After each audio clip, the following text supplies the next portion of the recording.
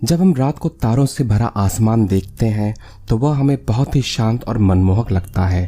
पर हमारा ब्रह्मांड इतनी शांत जगह नहीं है। यहाँ ऐसी घटनाएं होती हैं जो मनुष्य की सोच से परे हैं, और यहाँ पर कई विध्वंसक और भयानक घटनाएं भी होती हैं जिसके बारे में हम कल्पना नहीं कर सकते। तो दोस्तों, आज हम अंतरिक्ष के कुछ ऐसे ही डरों का सामना करेंगे। आप देख रहे हैं स्मार्ट टेक्नोबिज। मेरा नाम है राजीव रंजन कुमार। तो आइए दोस्तों, शुरुआत करते हैं। नंबर 5 पर है एस्ट्रॉइड्स एंड कॉमेट। 9 जनवरी 2017 को जब हम अपने दैनिक कार्यों में व्यस्त थे, तब एक एस्ट्रॉइड यानी कि एक क्षुद्र ग्रह धरती से टकराने के काफी करीब था। 2017 AG-13 के नाम से जाना जाने वाला यह एस्ट्रॉइड धरती और चांद के बीच से आधी दूरी से निकल गया। यह एस्ट्रॉइड 25 से 30 मीटर लंबा था, यानी कि तुलना में यह 10 मंजिली इमारत के करीब था। 2013 में इतना ही बड़ा एक एस्ट्रॉइड रशिया के चेलेबिंग शहर के ऊपर टूटकर बिखर गया था, जिसकी वजह से 1000 से ज्यादा लोग घायल हुए थे। पर ये दोनों एस्ट्रॉइड उन लाखों करोड़ों एस्ट्रॉइड और कॉमेट यानी कि धूमकेतु में से एक हैं जो हमारे सौरमंडल में मौजूद हैं, और इनमें से कई धरती के परिक्रमा पथ के काफी करीब हैं। एक आंकड़ों के मुताबिक 2017 तक 857 ऐसे एस्ट्रॉइड्स और कॉमेट का पता लगा लिया गया है जो धरती के काफी करीब हैं और जिनकी लंबाई 1 किलोमीटर से ज्यादा है। अंतरिक्ष में भटकते ये विशाल पर्वत के आकार के एस्ट्रॉइड पूरी धरती से जीवन का नामो निशान मिटा देने की क्षमता रखते हैं, और माना जाता है हजारों साल पहले एक ऐसा ही विशाल एस्ट्रॉइड पृथ्वी से टकराया था जिसने डायनासोर के पूरी प्रजाति का विनाश कर दिया था। जो हजारों साल पहले हुआ था वह आज भी हो सकता है। इसलिए नासा का एक प्रोजेक्ट है जो धरती के काफी करीब आ रहे एस्ट्रॉइड्स और कॉमेट पर नजर रखता है। लेकिन यह प्रोजेक्ट भी सिर्फ 1 किलोमीटर लंबाई से बड़े एस्ट्रॉइड्स और कॉमेट पर ही नजर रखता है जो पूरी पृथ्वी पर विनाश ला सकते हैं। पर इनसे छोटे एस्ट्रॉइड हजारों की संख्या में मौजूद हैं जो पृथ्वी से टकरा सकते हैं। इनके टकराने से विश्व स्तर का विनाश तो नहीं होगा, पर यह एक पूरे शहर का विनाश करने की क्षमता रखते हैं। और चिंता की बात यह है कि इन सब पर नजर रख पाना संभव नहीं है। 9 जनवरी को जो एस्ट्रॉइड धरती के काफी करीब से गुजरा था, उसका पता भी धरती के पास से गुजर जाने के बाद लगाया जा सका। लेकिन हम अभी भी सुरक्षित हैं और ऐसा कोई बड़ा हादसा अभी तक नहीं हुआ है। इसके लिए हमें जुपिटर यानी कि बृहस्पति का शुक्रिया कहना चाहिए, क्योंकि बृहस्पति की वजह से हम बचते आ रहे हैं। बृहस्पति का गुरुत्वाकर्षण बल इतना मजबूत है कि यह इन एस्ट्रॉइड और कॉमेट का रुख बदल देता है और हमें इनमें से कई खतरों से बचाता है। नंबर 4 पर है रोज प्लैनेट। अगर एस्ट्रॉइड्स या कॉमेट का पृथ्वी से टकराना आपको भयानक लगता है, तो किसी ग्रह से पृथ्वी के टकराने के बारे में आप क्या सोचते हैं?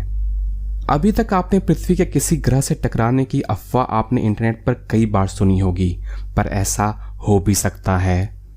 जब ग्रहों की बात आती है तो ऐसे खगोल पिंड की तस्वीर दिमाग में आती है जो एक निश्चित कक्षा में अपने सितारे की परिक्रमा करता है। अगर सभी ग्रह अपनी अपनी कक्षा में अपने सितारे की परिक्रमा करें तो कोई किसी से नहीं टकराएगा, पर कुछ ऐसे ग्रह भी हैं जो इन नियमों का पालन नहीं करते हैं। ये वह ग्रह हैं जो किसी भी सौरमंडल से बंधे हुए नहीं हैं और खुलेआम अंतरिक्ष में भटकते हुए सीधे आकाशगंगा की परिक्रमा करते हैं। इन ग्रहों को रोज प्लैनेट यानी कि लावारिस ग्रह भी कहा जाता है। ये ऐसे ग्रह हैं जो किसी कारण से अपने सौरमंडल से बाहर धकेल दिए गए हों, या फिर इनका निर्माण अपने आप हुआ हो, ठीक वैसे ही जैसे सितारों का निर्माण होता है। और ऐसे पिंड जिनका निर्माण अपने आप हुआ है, उन्हें इंटरनेशनल एस्ट्रोनॉमिकल यूनियन ने ब्राउन ड्वार्फ का नाम दिया है। और ये लावारिस ग्रह और पिंड भारी संख्या में अंतरिक्ष में मौजूद हैं, और क्योंकि इनका अपना प्रकाश नहीं होता, इन्हें सीधे तरीके से देख पाना संभव नहीं है। वैज्ञानिकों का मानना है कि इनकी संख्या ब्रह्मांड में मौजूद सितारों के बराबर है, यानी कि जितने सितारे आप आसमान में देख रहे हैं उतने ही लावारिस ग्रह भी आसमान में मौजूद हैं। वाइस 0855 एक लावारिस ग्रह है जो अब तक के ढूंढे गए लावारिस ग्रहों में से सबसे करीब है। यह ग्रह पृथ्वी से 7 प्रकाश वर्ष दूर है। किसी लावारिस ग्रह से पृथ्वी की टकराने की संभावना अभी निकट भविष्य में नहीं है, पर वैज्ञानिकों के सिद्धांत की बात माने तो पृथ्वी पहले ही एक ग्रह से टकरा चुकी है।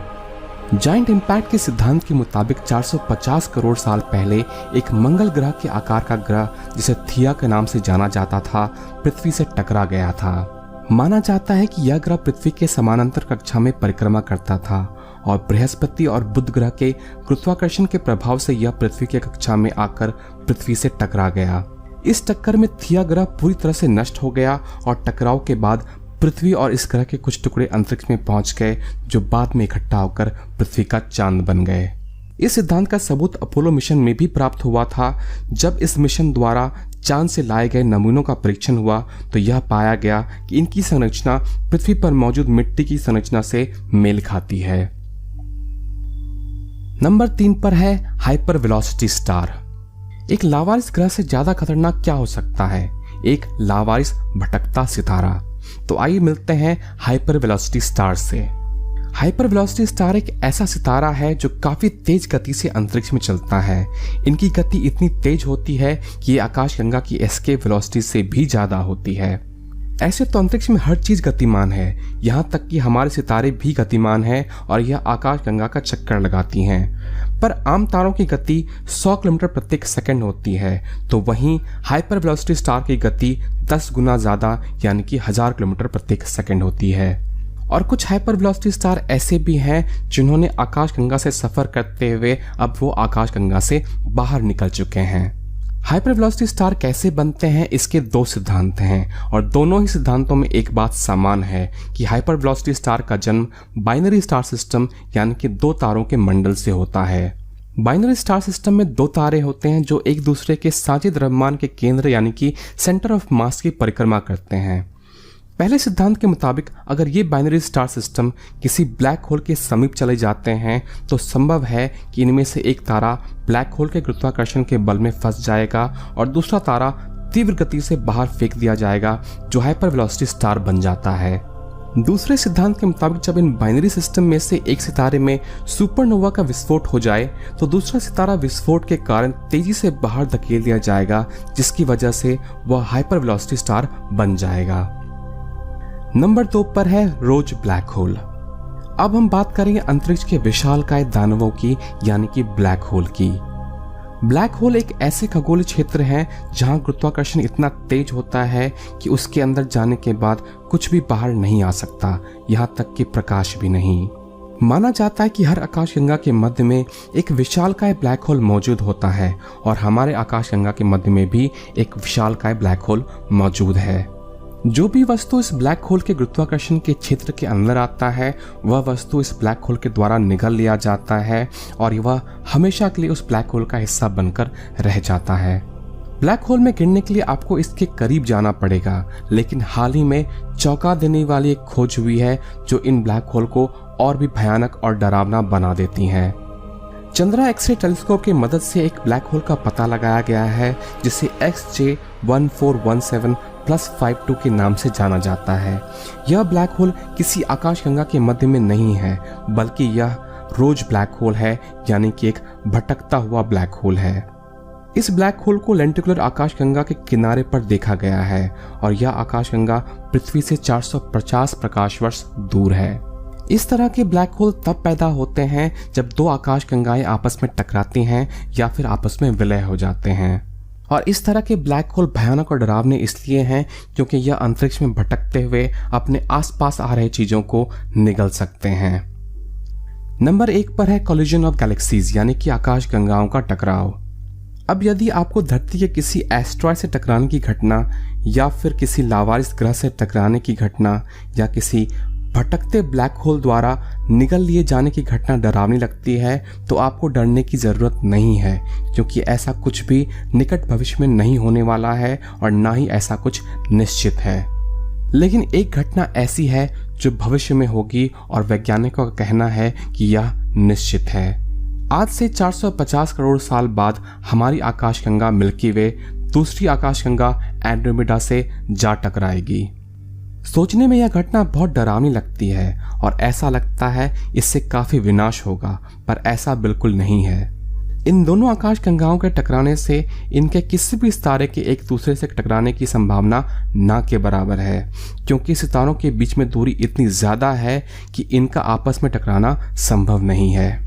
इस टकराव से इन दोनों आकाशगंगाओं का आपस में विलय हो जाएगा और इनके बीच में मौजूद ब्लैक होल भी एक दूसरे में विलय होकर एक विशालकाय ब्लैक होल बना लेंगे।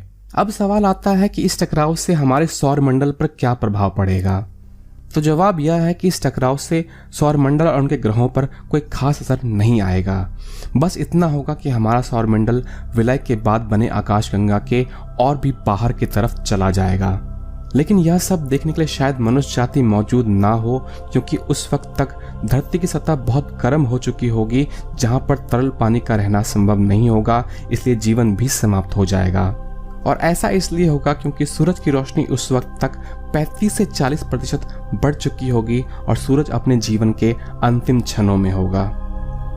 इस तरह के आकाशगंगाओं के टकराने की घटना आम है और अभी NGC 2207 और IC 2163 दो आकाशगंगाएं हैं जो आपस में टकराने के क्रम में हैं और इनके विलय होने की प्रक्रिया लाखों साल चलेगी। आशा करता हूं दोस्तों आपको यह वीडियो पसंद आया होगा। अगर पसंद आया तो लाइक ज़रूर करें और सब्सक्राइब ज़रूर करें, क्योंकि मैं इस चैनल पर ऐसे ही इंटरेस्टिंग वीडियो शेयर करता हूं। तो दोस्तों मिलते हैं अगले वीडियो में, तब तक के लिए नमस्कार।